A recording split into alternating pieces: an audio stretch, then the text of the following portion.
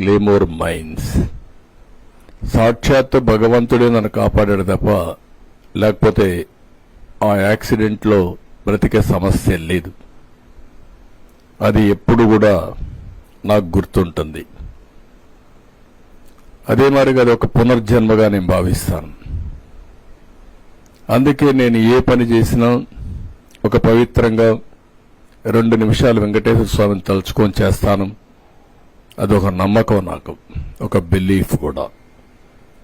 ఇలాంటివి చేసుకుంటూ మనం ముందుకు పోయే ఈ సమయంలో మనం చూస్తే నాకొక్కడికే కాదు, ఇలాంటి అనుబంధం, అనుభూతి కొన్ని కోట్ల మందికి ఉంది.